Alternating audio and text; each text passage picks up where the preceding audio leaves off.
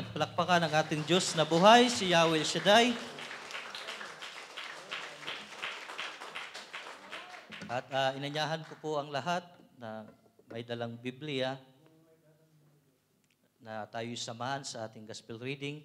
Sa lahat na walang Bible, ilagay po natin ang ating kamay sa harap ng ating dibdib. Our reading is taken from the Holy Gospel of St. Luke, chapter 6, verse 17, 20 to 26. He went down with them and stood on a level place. A large crowd of his disciples was there, and a great numbers of people from all over Judea, from Jerusalem, and from the coastal region around Tyre and Sidon. Looking at his disciples, he said, "Blessed are you who are poor, for yours is the kingdom of God.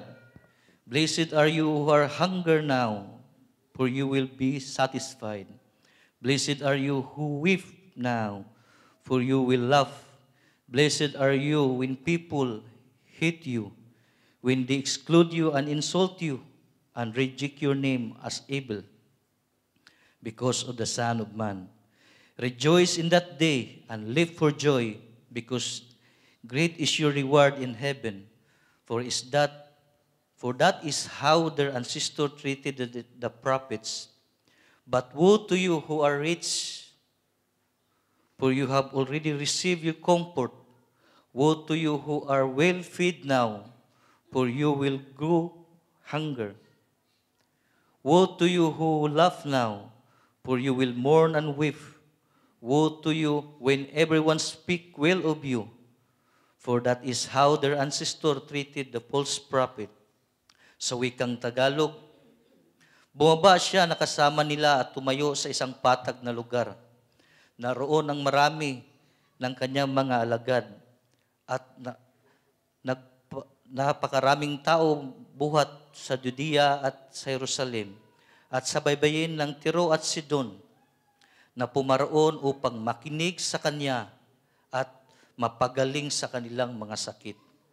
Tumingin siya sa kanyang mga alagad at sinabi, "Mapalad kayong mga duka sapagkat sa inyo ang kaharian ng Diyos. Mapapalad kayong nagugutom ngayon sapagkat kayo'y bubusigin. Mapapalad kayong tumatangis ngayon sapagkat kayo'y tatawa. Mapapalad kayong napuutan ng mga tao kung kayo'y layuan at kayo'y alipustahin at itatakwil sa inyong pangalan na tila masama dahil sa anak ng tao. Magagalak kayo sa araw na iyon at lumukso kayo sa tuwa sapagkat malaki ang inyong gantimpala sa langit, sapagkat gayon din ang ginagawa ng kanilang mga ninuno sa mga propeta. Subalit kabaghabag kayong mayayaman, sapagkat tinatanggap na ninyo ang inyong kaaliwan. Kabaghabag kayong mga busog ngayon sapagkat kayo'y magugutom. Kabaghabag kayong natutuwa ngayon sapagkat kayo'y magluluksa at magsisiiyak. Kabaghabag kayong kapag ang lahat ng mga tao ay nagsasabi ng mabuti tungkol sa inyo, sapagkat gayon din ang ginawa sa kanilang mga ninuno na mga bulaang propeta." Mga kapatid ko kay Kristo, ang mabuting balita ng ating Panginoon. Poong Jesucristo. To God be the glory.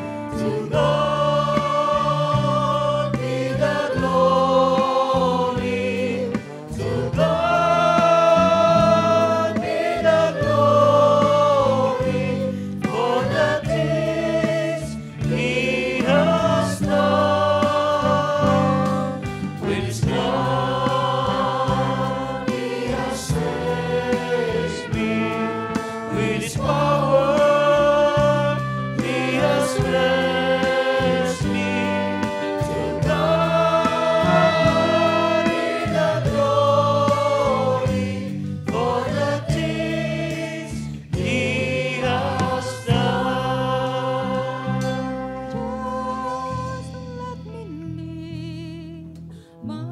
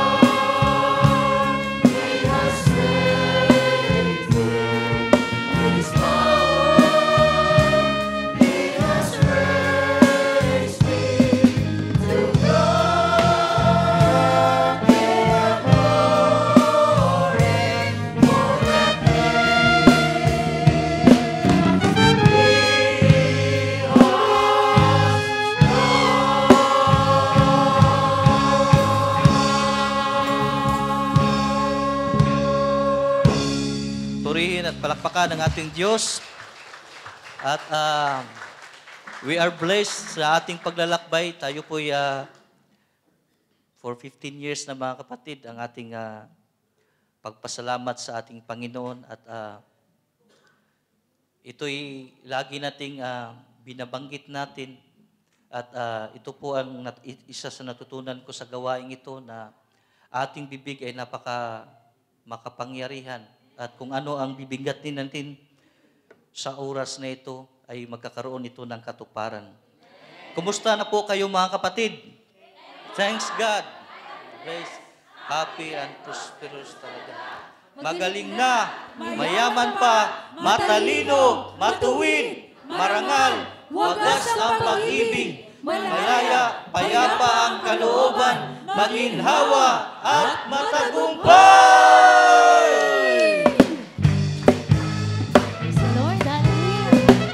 Kamusta ka na?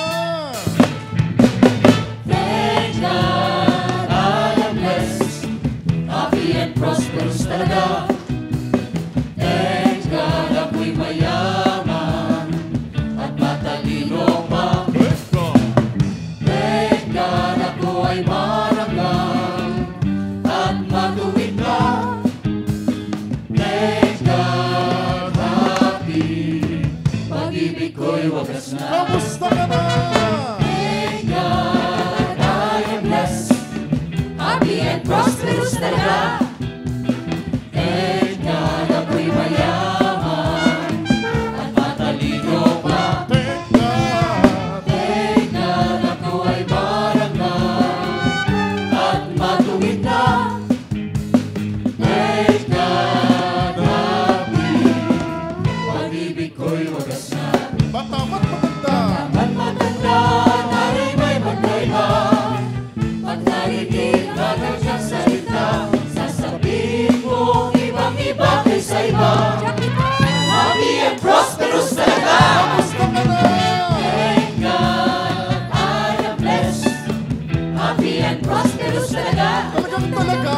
Thank God ako'y mayaman at matalino pa. Thank God. Thank God ako ay marangal at matuwid na. Thank God happy, pag-ibig ko'y wagas na. Kay El Shaddai. El Shaddai sa kanya'y nagbigay, Anong mangyayari? siksiklikin umaapaw ang buhay. Amen. El Shaddai, sinulat mong tunay. Champion, happy and prosperous talaga. Kamusta ka na? Thank God I am blessed, happy and prosperous talaga. Talagang talaga. Thank God ako'y mayaman at matalino pa. Thank God. Thank God ako ay marangal at matuwid na. Thank God happy, pag-ibig ko'y wagas Happy na. and prosperous talaga. Happy and prosperous talaga. Happy and prosperous talaga. Happy and prosperous talaga. Thank God. I am blessed, happy and prosperous talaga. Magaling na, mayaman pa, matalino, matuwid, marangal, wagas ang pag-ibig, malaya, payapa ang kalooban, maginhawa at matagumpay!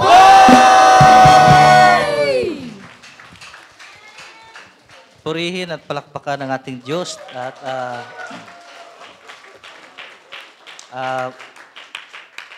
bago po tayo umuupo mga kapatid, tayo pasalamatan po natin ang bawat isa at sasabihin natin, kapatid, maraming salamat.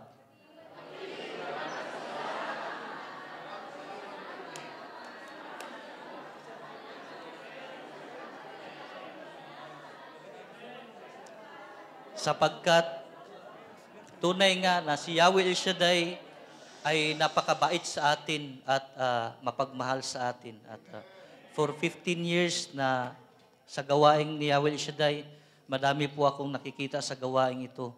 At isa ako doon sa buhay at living witness na sa gawaing ito, hindi lang sinasamahan ni Yahweh El Shaddai, ngunit ang lahat na dumulog sa kanyang pananawagan, sinusundan ng mga tanda at himala. At ang mga ginamit ng Panginoon dito, hindi sa perpekto, ngunit sa pamagitan ng kanilang mga tinig, madaming mga buhay na nabago at isa po ako doon, mga kapatid. At maaari na po tayong magsiupo, mga kapatid.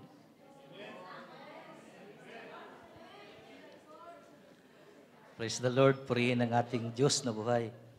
At kagaya nga sa ating binabasa na gospel ngayon, ito po ay isang roadmark na kung saan ang paglalakbay na bilang Kristiyano patungo sa kabanalan. At ang gawain ito ni Yahweh El Shaddai dito sa bansang Qatar, tunay nga na madaming mga buhay na bago sa pamagitan din ng kanyang mga lingkod na ginamit. No? Nakikita natin sa gawaing ito, although sila ay may mga katayuan sa kanilang mga kumpanya, ngunit kung uutusan mo, madaling sumunod sapagkat ito ang isa sa marka ng gawaing ni Yahweh El Shaddai, matutong sumunod. At dahil dito na tayo marunong sumunod, ang ating buhay ay ipinagpapala ni Yahweh El Shaddai. So purihin at palakpakan ng ating Diyos na buhay. So titingnan natin, mga kapatid, ang ating binasa. No? Pag sa makamundong pananaw, kasi iba ang pananaw ng mundo. Ang tinitingnan nila, kailangan mayaman ka, matayog ka sa publiko, at ganun din, sikat ka. No? Yun ang Pero yun lamang, mga kapatid, yun lamang ay isang pananadalian. No? Ngunit, sa mga anak at hinirang ni Yahweh El Shaddai, kahit mahirap ka, kahit ikay nagugutom, no? Kahit ikay nilampusta sa pangalan ng Panginoon, sa pangalan din ng gawaing ito, lagi nating tatandaan na ang ating pagkapit kay Yahweh El Shaddai, tayo'y mayaman, mga kapatid. No? Sapagkat ito'y isang pribilehiyo na tawagin mga anak ni Yahweh El Shaddai. We know that El Shaddai, He is God Almighty. He is God that is more than enough. So siya ay sapat na sa ating pamumuhay. So way back nga, nung ako'y unang umatin sa gawaing ito, way back, it was anniversary. So first anniversary, February 5, ako'y umatin. At after ako'y umatin sa gawain, tuloy-tuloy na yon. At paano si Brother Job na punta sa paglilingkod. Totoo nga na ang Diyos talaga ay nakakamangha at gumagamit siya ng mga instrumento. Siguro after 3 weeks yata ng aking pagdadalo sa gawain, ako din ay isang nagulat sa pagtawag sa paglilingkod. At ang ginamit ng Panginoon sa pagtawag na yon, ang aking mahal na ninong, si Ninong Ronald, si Brother Ron, ang sabi niya sa akin, Brother Joe, marunong ka mag-gitara? Sabi ko, opo. Mag-join ka sa banda, mag-practice ka. So, wala akong magawa. Siguro nung una, napilitan ako, pero totoo nga, mga kapatid, na iba ang pagtawag ng Diyos. No, minsan, nung una, hindi natin alam na iba ang buhay natin ay magiging halimbawa sa iba na hindi pa nakakilala kay El Shaddai.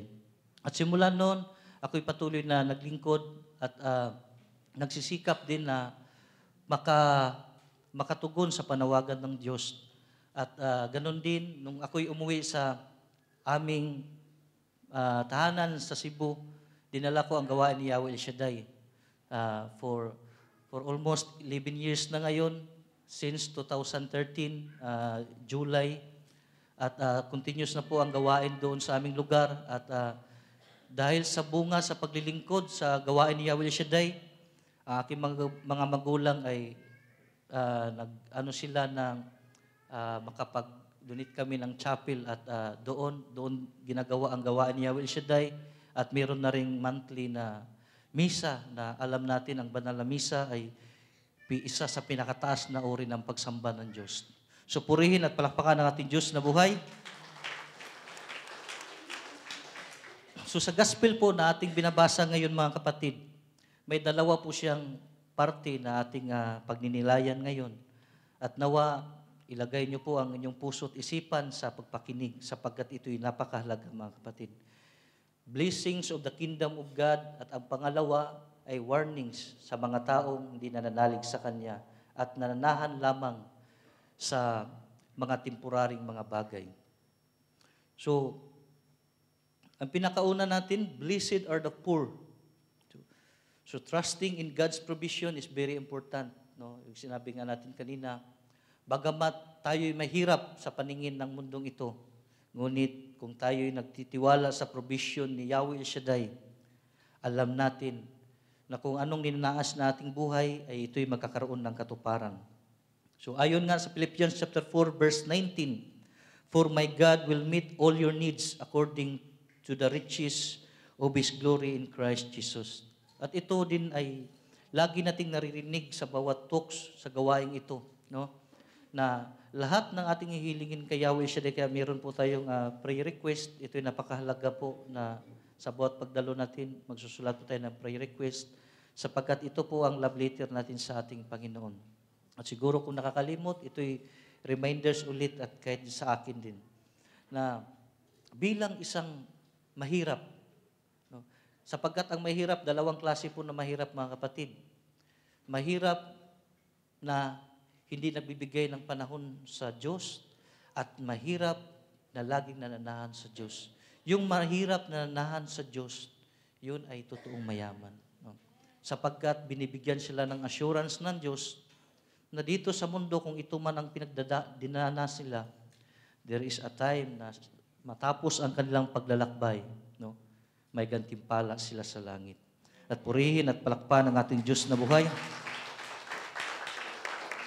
At paano ba mamumuhay bilang isang mahirap? No? Mahirap sa paningin ng tao at mayaman sa paningin ng Diyos. So kailangan, kung ano ang matuto tayo yung tinatawag na detachment, no? I-detach ang ating sarili, no, sa makamundo, no? Materialism, 'yun ang kailangan din natin at wag nating kalimutan yung i-focus sa spirituality or paano mag-grow ang ating spiritualidad.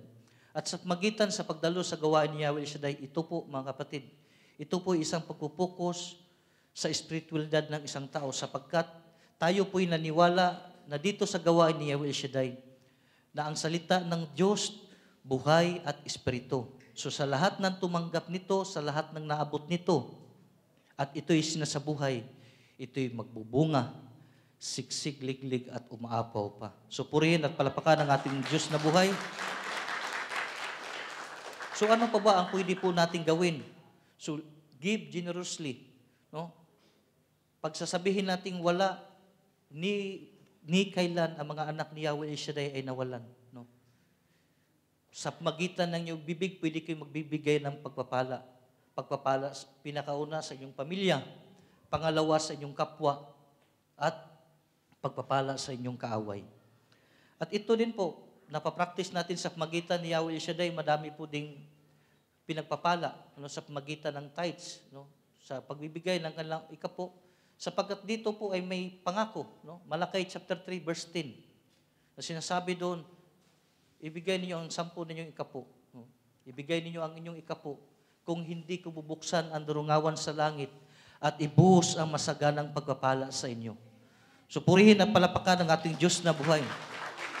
Although ito isang challenges, ito'y challenge, pero doon meron siya tinatawag subukan. So kagaya din kay Brother Job, nakipagsubukan din po ako sa Panginoon. Kasi nabasa ko. At ito'y tinuturo sa gawain ito. So tunay nga na, nung una, matagal ang sabi nga ang paghihintay, but there is a time, the right time that God will answer that one. If you obey.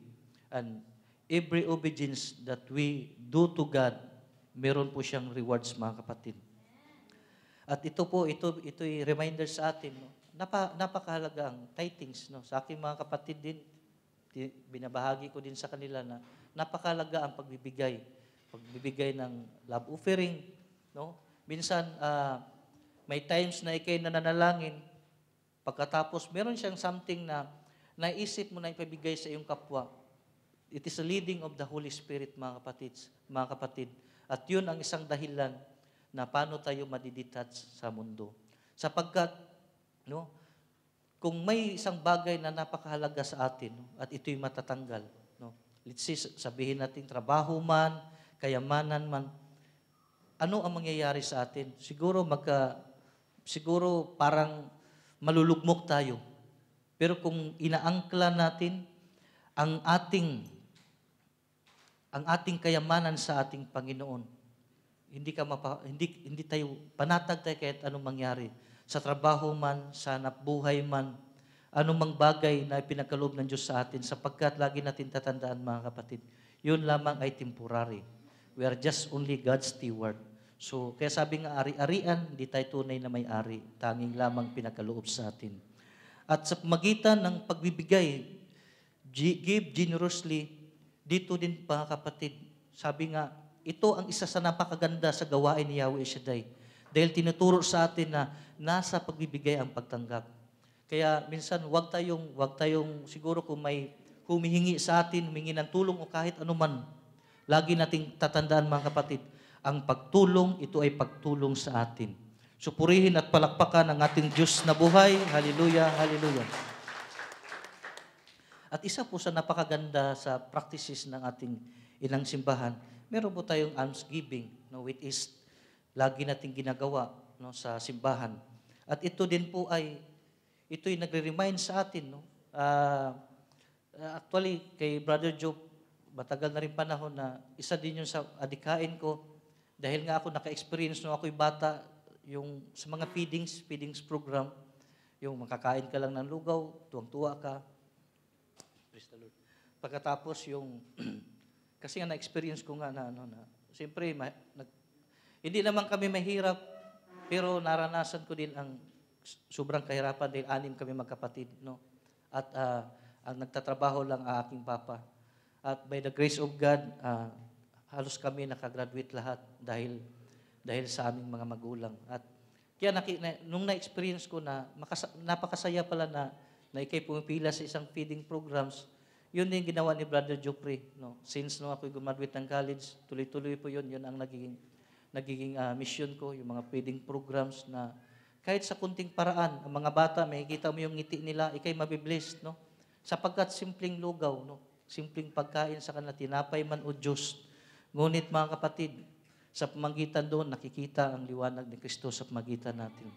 Kaya ito yung challenge sa atin. Kung anong meron ka na pwede mong gagawin para sa Panginoon, gawin mo na, kapatid. Sapagkat ako'y naniniwala sa Diyos na ang kanyang pagkapala, mga kapatid, ay siksik, liglig at umaapaw sa lahat ng tumugon na yun. Supurihin at palakpakan ng ating Diyos na buhay. Hallelujah, hallelujah. So sa pangalawa, mga kapatid, blessed are the hungry, no? And longing for righteousness. Ano ba yung hungry na nagugutom, no? Siguro, naka-experience din tayo tungkol sa pagkakagutom sapagkat nakaka-experience din ako ng fasting, no? Dahil nga naka-experience ako dati ng isang napakalaking kasalanan. So, bilang daan sa penance na aking ginawa ay ako pinag-fasting. So, for 15 days po, hindi po ako kumain. So, but by the grace of God, natapos ko yung 15 days as penance. At totoo po, na kung tayo makakasunod, meron talaga siyang reward. Kakaroon ka ng peace at higit sa lahat noon, may something na bago na may experience mo. At yung kagalakan na nanggagaling sa Diyos, kasi natatanggal yung guilt feelings at confession din sa magitan ng confession. At mga kapatid, ano ba talaga ang deep meaning sa mga hunger, no? Yung nagugutom. Nagugutom sa paggawa ng mabuti. Sabi nga ng Matthew chapter 5, verse 6. Kasi dito, kasi yung nabasa natin ng gospel, yun lang tungkol sa hunger. But sa Matthew chapter 5, verse 6, ito day sa Sermon of the Mount, ito ay parallel. So dito, they are hungered and thirst for the righteousness of God. At dito po nakikita po natin, mga kapatid, na napakahalaga yung pagsisikap, yung seek ye first the kingdom of God and His righteousness, and all the things shall be added unto you. Bakit kung sa lahat ng mga tao na nagsisikap na abutin ang Diyos at ang kanyang katwiran ay pinagpapala, sapagkat alam natin ang katotohanan ng lahat na dumadating sa atin, tanging biyaya sa Diyos. So kung alam natin na ito'y biyaya ng Diyos, palagahan natin sapagkat tayo'y katiwala. We are a good steward, mabuting katiwala ng Diyos. At sa pamagitan doon, mga kapatid, tayo bilang tinawag ni Yahweh Shaddai sa kanyang banal na gawain. Alam ng Diyos na sa ating puso't kalooban na alam natin ang katotohanan. If we are a good stewards of God, walang bagay na ating hihingin kay Yahweh El Shaddai na hindi niya ibubuhos sa atin sapagkat alam ng Diyos, alam ni El Shaddai na tayo ay kanyang pinagkatiwalaan. So purihin at palakpakan ang ating Diyos na buhay. Hallelujah, hallelujah. At isa po dito sa pinagkatiwala ng Diyos, pinagkatiwala ni El Shaddai sa atin, na isa sa napakahalaga, no? Na kanina binanggit ko rin. Ito ay sa John chapter 6 verse 35, Jesus declared, I am the bread of life. Whoever comes to me will never go hungry. Whoever believes in me will never be thirsty. At ito mga kapatid, no, mapalad tayo sapagkat dito sa Duha Qatar mayroong simbahan. At alam natin na sa bawat pagsisimba natin, tinatanggap natin ang banal na katawan ng Panginoon. Kaya napakahalaga ang dumalo sa banal na misa. Ito lamang ay hindi lang thanksgiving, kundi ito di pagtanggap at pagtanggap ng banal na katawan at dugo ng ating Panginoon. At mapalad din po tayo sapagkat by the grace of God, tayo di tinawag na bilang Eucharistic minister sa kanyang simbahan. At ito'y isang pribilyo mga kapatid.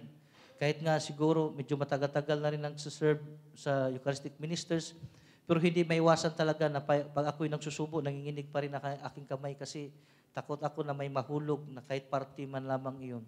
Sapagkat we know that it is truly Christ na aming hinahawakan. Ganon din sa atin mga kapatid. If we believe, truly believe, it is really Christ that we receive. Din us mga kapatid. Kaya sa banal na misa, mayroon siyang maikling panalangin na pang-personal mga kapatid. At ito din po ay naging practices ni Brother Job. Kung mayroon kayong problema na pinagdaanan mga kapatid, through the Eucharist mga kapatid, humiling kayo. At ako'y nakakatiyak sapagkat walang tumatanggap sa katawan ng Panginoong Hesus na hindi kanyang tinutulungan. So purihin at palapakan ang ating Diyos na buhay. Hallelujah, hallelujah, hallelujah. At paano tayo mamumuhay, no, sa pamamagitan ng gospel na ito? We always desire for holiness. At ang holiness po mga kapatid, minsan may mga harang, no? At isa sa pinakaharang sa paglalakbay patungo sa holiness ay ang ating mga sarili. Kaya mga kapatid ko kay Kristo, lagi po natin tatandaan na the road to holiness, i-practice po din natin yung sa may kaya na mag-practice about fasting. No, ito'y napakahalaga po. At sa amin, napapractice din po namin at madami dito na mga lingkod, no, na inyong nanghayag ng mabuting balita. Ito'y na-practice din po nila mga kapatid. At ang pangatlo po mga kapatid, blessed are the weeping, hope in future joy. Blessed are you who weep now, for you shall laugh. So lagi po natin tatandaan, dito sa gawain ni El Shaddai, madami po nagpapatuo po dito mga kapatid. Umiiyak, nagluluksa, no? But time will come, they are the living witness. Sila po'y nagpatutuo. Kaya bakit po si Brother Job lagi pong dumadalo sa gawain ni Yahweh El Shaddai? Mula nung ako'y tinawag ng Panginoon, dahil sa buhay na patutuo ng mga kapatid. Napakasimple lang kanilang patutuo. Ngunit, nakikita ang himala at pag-ibig ng Diyos sa pamagitan ng kanilang buhay. At kaya sa pamagitan ng mga patutuo, madaming natatats na buhay. Kaya si Brother Job, hindi din may iwasan na ako yung nag-emotional. Madali akong umiyak sapagkat na-experience ko po sa pamagitan ng gawain ito ang mga tanda at himala ng Diyos. Purihin at palapakan ang ating Diyos na buhay. Hallelujah, hallelujah, hallelujah. At lagi mo natin tatandaan mga kapatid na anumang mangyari sa ating buhay, patuloy magtiwala for God's plans. Always trust in God's plan in our life.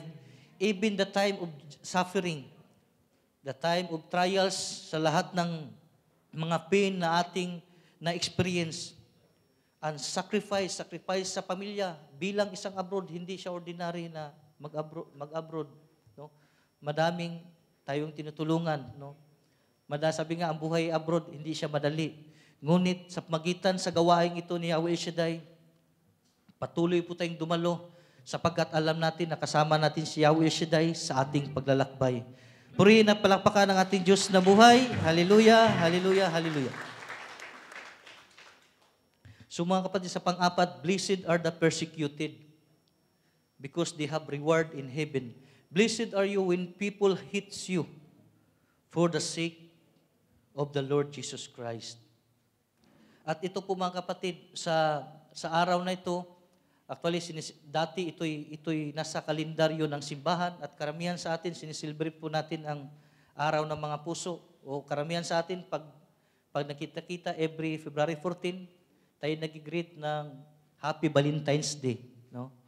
At araw ng mga puso.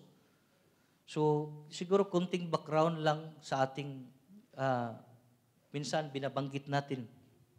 Actually, si Saint Valentin, siya po'y isang pari at way back sa kanyang kapanahunan, siya po ay, dahil nung time na yun, sa panahon ni Emperor Claudio, pinagbibawal po ang mag-celebrate ng yung pagkasal, mga kapatid, no?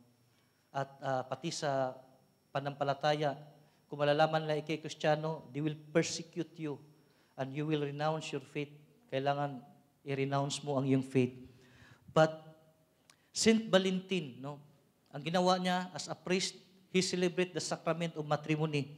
Kaya siya ang patron ng mga pag-ibig, patron ng mga kabataan, at lalo't higit sa happy marriage life. At nang nangyari po kay Saint Valentin, mga kapatid, no, it because of his love to Christ as the witness of Christ, mga kapatid, si Saint Valentin ay nalaman po na siya nag-celebrate ng sacrament of matrimony. At ang ginawa sa kanya, pinatawag siya kinulong at gustong ipatalikwa ang Panginoong Hesus. But ito'y hindi niya ginagawa, mga kapatid. After that, ang ginawa sa kanya, he is beheaded. Pinugutan po siya ng ulo at anong araw yon? It was February 14. Kaya he is martyred.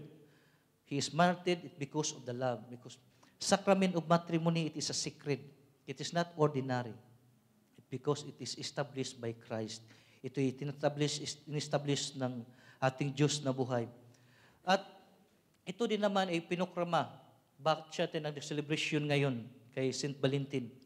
It was Pope Gelasius the first that proclaims and pronounced na itong February 14 ay naging parte ng ating celebration. At lagi natin tatandaan, mga kapatid ko, kay Kristo na ang ating Diyos ay mahabagin. At lagi nating tatandaan na anumang pangyayari, no? Even me, I experienced persecution, no, during nung ako'y nagtrabaho sa isang kumpanya. Dahil nga every Friday, ako'y umati ng gawain, dala ko yung Bible. So, habang ako'y nagdala ng Biblia, so merong, hindi naman siya Katoliko, he's a Protestant. So, ang ginagawa niya, lagi niyang kinukutya, marami niyang kinukutya sa simbahan. Although alam ko man, pwede ko naman siyang sagutin, pero ang awi niya kasi parang siya nangangaway. So, ginagawa ni Brother Joe, pinagpipray ko siya. Sabi ko, Lord, touch the heart of this person. So, mostly, dili ko siya pinagpipray. At after 8 months, nung ako'y dumaan sa kanyang kwarto, mga gabi na yon, nagulat ako sa kanya para siyang baliwasa. At napitan ko siya, sabi ko, Brother, ano bang problema mo? Sabi niya, hindi ako makatulog. Si Brother Job ay isang nurse po. So sabi ko siya, kukuha ko ng BP apparatus. So binibipihan ko siya. Habang binibipihan ko siya, pagkatapos, okay naman ang kanyang BP.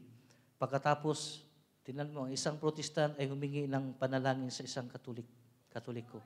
So sabi niya, Brother Job, ipagpipray mo nga ako. So pinagpipray ko siya. Habang pinagpipray ko siya, umiyak siya at ang isa sa sinasabi niya, patawarin niyo po ako, Panginoon, sapagkat ako'y mapagusga. Sa ating mga kapatid, sa ating panampalataya, Patuloy tayong kumakapit, mga kapatid, sapagkat alam natin na kung saan tayo nakapanig ngayon, ito ang simbahan na kung saan tinatayo ng ating Panginoon. It is proved by history and tradition, mga kapatid. At sa magitan po ito, naging close po kami, mga kapatid. Kaya sinasabi ko sa kanya, kami mga Katoliko, minsan ayaw na makapagdebate, but remember this one, my brother, that the Bible that you read, it is the offsprings of the church. No? Ito ay bunga ng ilang simbahan, mga kapatid.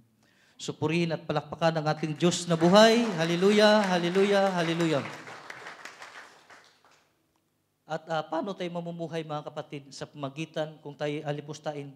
We need to stand firm. No? Kahit anong mangyari, lagi nating tatandaan na ang buhay ay galing sa Diyos at ang buhay ay mula sa Diyos. At kung ano ang meron tayo, tanging hiram natin sa Diyos. So panghahawakan natin, we need to be stand in our faith, defends the truth, no? Because Christ is the truth and always rejoice in suffering. Sa pamagitan sa gawaing ito, minsan nakikita natin umiyak, tumatawa, nagagalak. At ako po'y naniwala, mga kapatid, na sa lahat ng may pinagdaanan, every persecutions in life and sufferings, ako po'y nananalig at nananampalataya sa Diyos na mayroong himala sa inyong buhay. Mayroong himala sa inyong buhay. Hallelujah. Inanyahan ko po ang lahat na tumaya tayo. Praise the Lord. Hallelujah. Amen. Praise the Lord. Mapapalad ang mga inuusig. Mapapalad. Hallelujah. Praise the Lord. Hallelujah. Palakpakan mga kamay. Mapapalad ang mga inuusig, mapapalad ang mga nagtitiis, mapapalad ang mga nagtsatsaga,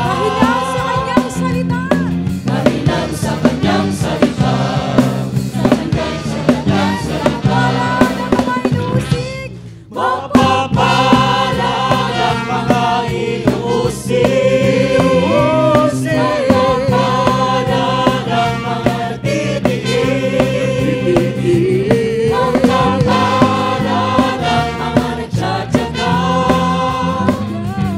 sa kanyang kanyang salita, sa kanyang hayahang himala. Himala, himala kung iyong hahanapin salita ng Diyos, pakinggan mo sundin. Himala, himala kung hihintayin sa iyong pagtitiis, himala'y darating. Himala, himala kung iyong hahanapin salita ng Diyos, pakinggan mo sundin. Himala, himala kung hihintayin sa iyong pagtitiis, himala'y darating. Mapapalad ang mga inuusig, mapapalad ang mga nagtitiis, mapapalad ang mga nagtsatsaga, dahilan sa kanyang salita, sa kanyang hayahang Dahilan sa kanyang salita. dahilan sa kanyang salita, sa kanyang hayahang himala. Praise God. Hallelujah. Purihin at palakpakan ang ating Diyos na buhay. So lahat ay mapapalad at maaari na po tayong magsiupo, mga kapatid. So sa lahat ng inuusig, lahat ng pagtitiis, may laging himalang darating. So ngayon ay tayo papasok na sa about warnings. Before we talks about the blessings of God, at ngayon ay papasok na tayo sa warnings. So, warnings to the riches and to the self-satisfied. No? Ano ba ang ibig sabihin? Hindi naman masama na maging mayaman. Ngunit dito sa binabasa natin, ito ang mayaman na kung saan nakarilay lamang sa mundo, mga kapatid. So, it is a warnings. No? The Lord Jesus wants to do, siya'y nag-warning sa lahat ng mga tao na kung saan inalagay nila ang kanilang comfort sa makabundong kayamanan, pagkain, kasiyahan, ganun din for humans' approval. Ngunit, sa pamagitan po dito sa ating pinaglilayan, dito po tayo magkakaroon ng paano ba bilang isang mayaman, sapagkat bilang anak ni Yahweh Shaddai, darating, lagi natin binabanggit, mayaman ako. No? Lagi natin binabanggit, dahil sa magitan ng kayamanang ito, maihayag ang kabutihan ng Diyos. No? So, hindi, kung mayaman sa mundong ito, takot magbigay, sapagkat ang mayaman sa mundo, sa kanila, ang pagbibigay ay kawalan. Ngunit ang mga anak ni Yahweh Shaddai, galante, mapagbigay mga kapatid, sapagkat alam nila na kung sila'y magbibigay, sila'y tatanggap. So purihin at palapakan ang Diyos na buhay. Hallelujah, hallelujah. So, ang isa po sa warning sa mayaman, dahil minsan ang tao, no, minsan, ang mundo talaga, minsan tayo nalilinglang din. No? Sapagkat, meron din ako mga nakausap, no, sapagkat ako din po ay sa financial literacy, no? At meron talagang iba na ang gusto nila ay minsan ayaw nila magsimba, no? Gusto nilang sa bahay lang manalangin. Ngunit nakikita mo iba ang pamumuhay nila. About money, invest about money, but they did not invest about God. Ang problema mga kapatid, ito'y tunay na testimony sa isa sa aking kilala. Siya'y maganda ang pamumuhay, magandang investment, pero ang nangyari dahil nga sa sobrang kaabalahan sa mundo, ang kanya nakatuon, ang kanyang puso ay doon sa kanyang investment. Nung nawala ang kanyang investment mga kapatid, nawala ang kanyang negosyo, na-depress talaga siya mga kapatid. Ngunit, by the grace of God, isa ang kanya nasabi sa akin. Sabi niya, brother, ang lahat lang pala ay isang temporary. So yun mga kapatid, anuman meron tayo, tanging temporary. Lupa, kayamanan, ito ay hindi natin madadala. Kaya, ang Panginoong Hesus nagre-remind sa mga mayayaman. Sapagkat pag taong isang mayaman, madaling magkasala ang taong mayaman. No? At ayon din sa salita ng Diyos, sabi nga, napakahirap pumasok sa kaharian ng Diyos. Ang isang mayaman, mas dali pang pumasok ang isang kamilyo, no?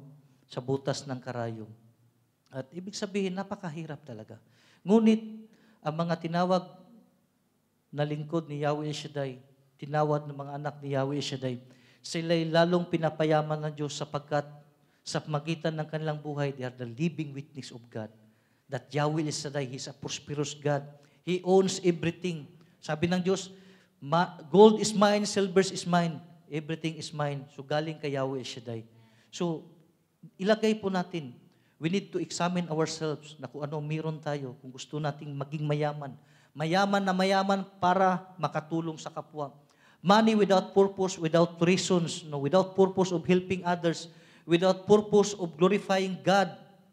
Sapagkat itong kayamanan, ito lamang ay tools, no, for ways of means. Pero hindi ito ang security ng isang tao. May napakagandang example po nito mga kapatid, no, sa ating binasa, no, sa hangal na mayaman. No. Wala na siyang malagyan ng kanyang mga ani. Sabi niya, gagawa po ako ng malaking kamalik, no, at ako'y magsasaya. No. Mag-i-enjoy na lang siya in lifetime. Ano sabi ng Panginoon sa kanya? Hangal, alam mo ba, bukas na ikay mabuhay pa. So ito po ay isang warning. At ang kagandahan sa mga lingkod ni Yahweh Shaddai, alam po natin kung ano meron tayo. No? It is just only God entrusted to us. Purihin at palapakan ang ating Diyos na buhay. At yung pangalawa po nito mga kapatid, woe to the will feed, temporary satisfaction. No? Masagana sa lahat. No? Busog sa lahat. No? At ang problema, doon sila nakalaan. No? Walang time sa Diyos. Walang time for spirituality. Minsan, walang time na magsisimba. No? Pagkatapos, pag may problema, sinisisi ang Diyos. No? Sinisisi ang Diyos. Kung tayo ay may time sa Panginoon, ibig sabihin, satisfied tayo sa ating sarili. Hindi tayo nagbibigay ng time sa Diyos. Hindi tayo pumupunta ng simbahan. Hindi tayo dumadalo ng mga fellowships na kung saan ang fellowship, ito'y mga dessert, no? Main course, kinakain natin sa banal na misa ang kanyang katawan. Ngunit ito ay isang pagtatanim. So, hindi lahat ay nabibigkas ng pari. No? Yun ay mga homiletics lamang. Ngunit ang pagpapalalim sa pamagitan ng pakinig ng mga salita na kung saan ibinahagi ng mga preachers, no? Ng mga hayag ng salita ng Diyos. At sa magigitan po nito, mga kapatid, dahan-dahan po nating matutunan, no? Na napakahalaga ang pagpakinig ng Diyos. Gusto niyo bang kwento? Pero itong kwento nito, mga kapatid, ito po ay isang totoo. Meron pong abogado at siya'y aatin ng isang pulong sa mga abogado. Nung siya'y papunta na roon sa airport, meron po siya nakikilala na isang lingkod din ng Diyos. At ang nangyari sa kanya, sinabihan siya, meron pang extra na upuan na pwede kang makasakay. At ito'y libre, siyempre, sumakay siya sa eroplano. At nung nangyari, nung nag-take off na, ang nangyari sa kanila, ang piloto ay nag-collapse ang piloto, pero sila'y napakatayog na nila, mga kapatid. Di nila makita ang paligid, full of clouds, may masama ang panahon. At silang dalawa lang sila at isang piloto. Umayak silang dalawa, sila'y mayaman. Yung kanyang sinamahan, isang napakayaman. Siya ay isang abogado. Umiyak silang dalawa sapagkat hindi na alam kung paano dadalhin ang eroplano. They don't have knowledge. No? Paano magpalipad ng eroplano. Pero wala silang magawa, mga kapatid. So, ang ginawa nila, kasi sa harapan ng, actually, trabaho para ni Brother Job, nasa airport ako. So, nakikita ko rin yung sa harapan ng airport ng eroplano. At dito po, mga kapatid, mayroong radio po doon. So, humingi sila ng tulong, help us, tulungan nyo kami. So, nangyari sa kanila, habang sila'y umiyak, natataranta, may narinig po sila na isang tinig. At nag-respond sa kanila na, narinig nyo ba ako? You clearly hear me. Sabi nang nag-respond sa kanila, sabi niya, makinig kayo sa akin. Pag hindi kayo makinig sa akin, kayo'y mapapahamak at kayo'y mamamatay. You need to, your ears, makinig kayo sa akin. Makinig kayo sa aking instruction. Kung hindi kayo makinig sa aking instruction, after 25 miles, meron na pong bundok at kayo makakras doon. So nangyari, umiyak sila, pati yung sa radyo doon, umiyak. No, umiyak ang nasa radyo kasi yung experience sila ay sila di umiyak. No? At sabi niya, makinig kayo sa akin. So sila nakikinig, mga kapatid. No? At sinabi ng kasi pag nakikita mo ang isang paligid, pag wala ka na balot na ng dilim, ang tao talaga natataranta. No? Kailangan natin ng tinig na mag-instruct sa atin at walang iba yon. Ang salita ng Diyos ay klarong-klaro. Pag ating tinatanggap at ating pagninilayan at ating gagawin, hindi po tayo magpapahamak, mga kapatid. So, ang nangyari sa kanila, mga kapatid, sila po'y nakalapag ng safe and sound sa Chicago, mga kapatid. At nung na-meet niya ang isang nag-guide sa kanila, ang sabi sa nag-guide sa kanila, madami na po kong gina-guide, ngunit hindi sila nag-follow ng instruction and they died. No? At sila umiyak. Ganon din ang ating Panginoon. Actually, way back 2013, ako po'y nanalangin at meron po akong narinig na boses doon. Kaya ako po'y, kahit saan ako magpupunta, mga kapatid, kahit sa trabaho, ako po'y nagsishare ng salita ng Diyos at hindi po ako nanghiya mag-share ng salita ng Diyos. Sapagkat ako'y naniwala at nananalig na ang buhay ng tao, kung wala ang salita ng Diyos, tayo mapapariwara. At ganun din po na-experience ni Brother Job. So way back 2013, kami deep na panalangin, napakaliit na busis. Simula na narinig ko yon, di ko makalimutan. I love all my children, but their heart is very hard for me. So, itong gospel na ito, nagre-remind sa akin, na totoo, isa din po ako dati sa matigas ang puso para sa Panginoon. No? Minsan nagpa-promise, ngunit minsan di ginagawa. But, ang Diyos ay gagawa ang Diyos para lang makuha ang ating atensyon sa ating buhay. Minsan, nakakaranas ng failure sa buhay para mapakita ng Diyos na ito ay hindi makakatulong sa iyo. Ako ang tutulong sa iyo. No? Sa Jeremiah, sinabi ni Yahweh El Shaddai, it is my responsibility to take good care of you. Kaya mga kapatid, ko kay Yahweh El Shaddai. Si Yahweh El Shaddai ang mga ngalaga sa atin. Kahit anong mangyari sa ating buhay, lagi nating tatandaan, si Yahweh El Shaddai ay tapat sa kanyang pangako. Si Yahweh El Shaddai ay mapagmahal. Si Yahweh El Shaddai, ginamit niya ang punong lingkod, si Brother Mike. At kitang-kita natin mga kapatid, mula nung una na siya'y sinamahan ng ating Panginoon, kahit saan mga chapters sa gawain ni Yahweh El Shaddai, ito'y sasamahan mga kapatid. Sapagkat ang kasama natin, si Yahweh El Shaddai. At walang iba. So purihin at palapakan ng ating Diyos na buhay. Hallelujah, hallelujah, hallelujah. Inanyahan ko po na ang lahat ay tumayo.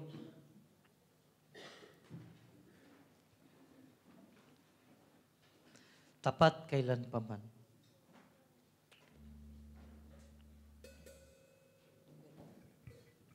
Hallelujah.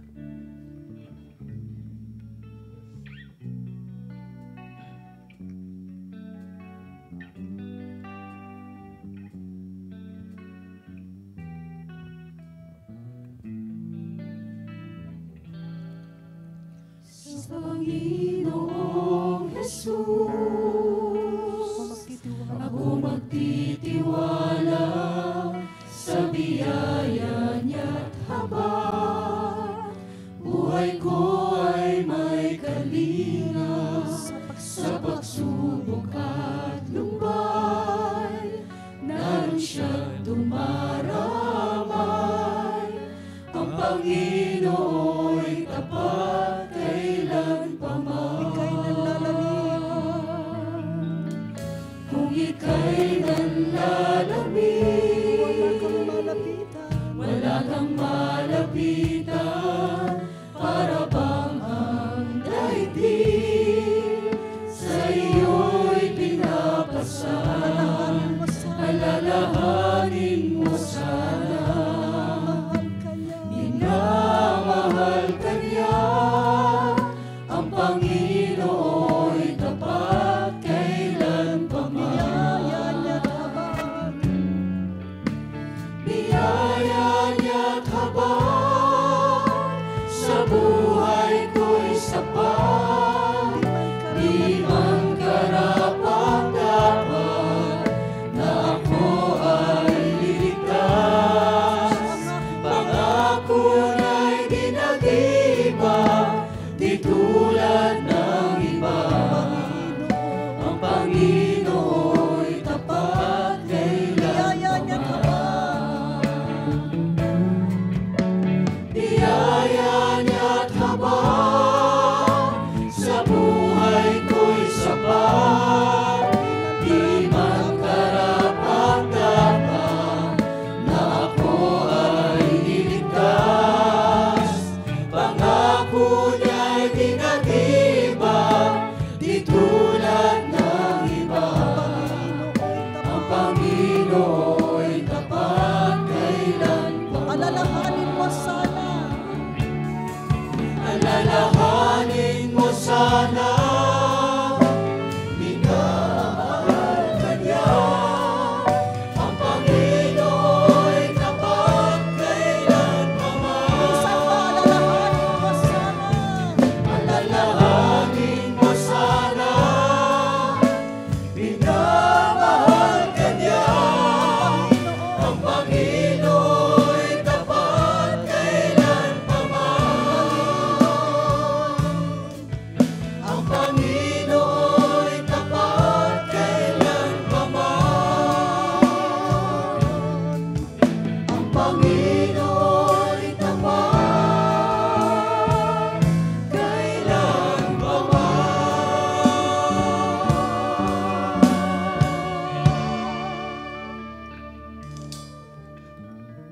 Panginoong Diyos, tunay nga Panginoon na kayo ang may-ari ng langit at lupa.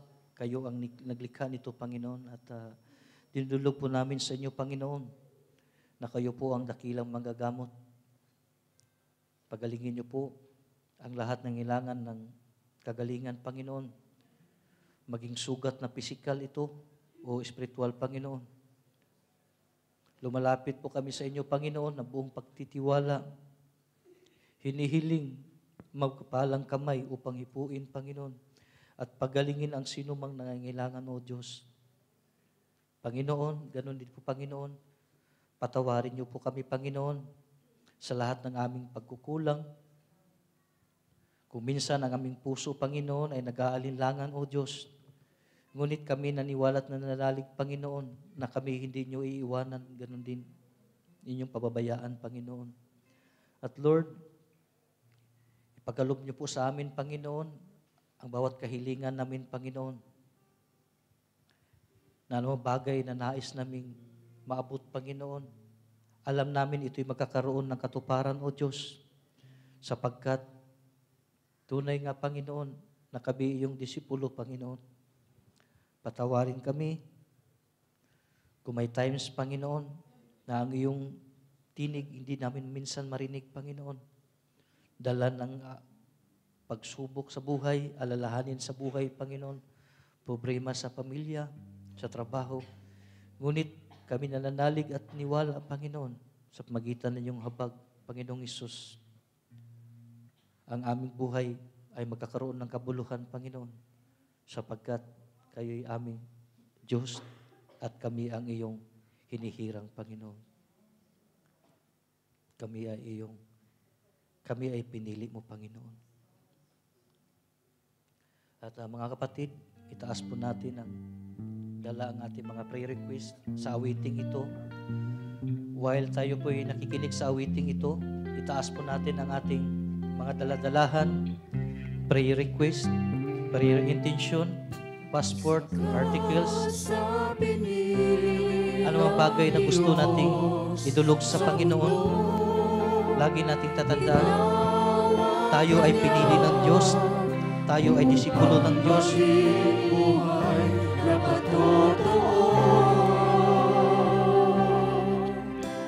Tinawag ka ni Kristo upang maging disipulo. Tinawag ka ni Kristo upang gawing disipulo.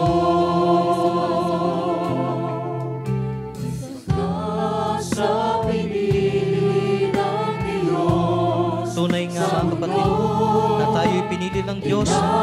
Walang naririto sa gawain ni Yahweh Shaddai na hindi pinili, hindi hinirang kayo. Tayo ay pinili ng Diyos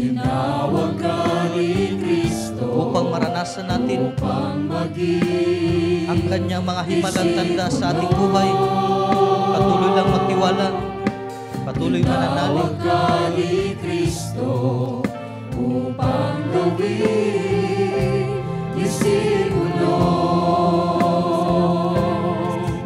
Salamat, O Diyos, at isang karangalan na ako'y pinili sa karamihan. Paglilingkuran na habang Jesus, dakila at banal, salamat sa karangalan. Salamat, O Diyos, at isang karangalan na ako'y pinili sa karamihan.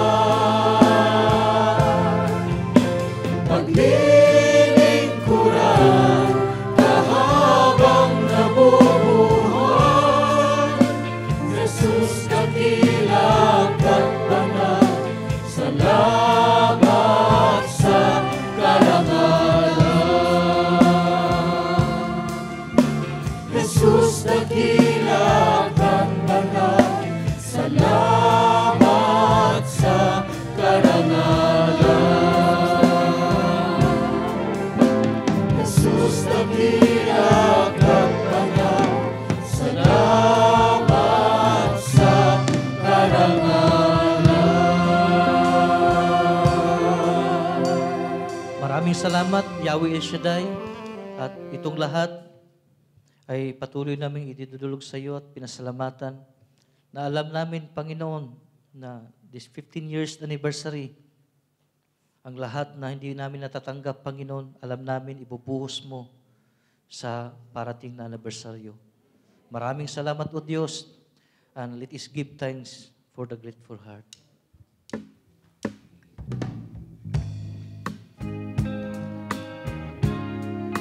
Praise the Lord. Hallelujah. Let us give thanks to the Lord. Give thanks with a grateful heart. Give thanks to the Holy One. Give thanks because He's given Jesus Christ, His Son. Give thanks with a grateful heart. Give thanks to the Holy One. Give thanks because He's given Jesus Christ, His Son. Let the weak say, I am strong. Let the poor say, I am rich. Because of what the Lord has done for us. And let the weak say, I am strong. Let the poor say, I am rich. Because of what the Lord has done for us. Give thanks. We give thanks. We give thanks, O Lord. We give thanks.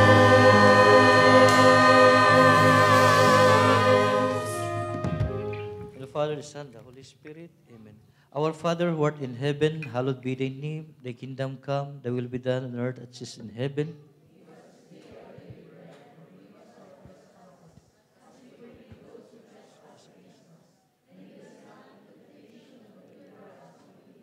Hail Mary, full of grace, the Lord is with you. Blessed are you amongst women, and blessed is the fruit of thy womb, Jesus.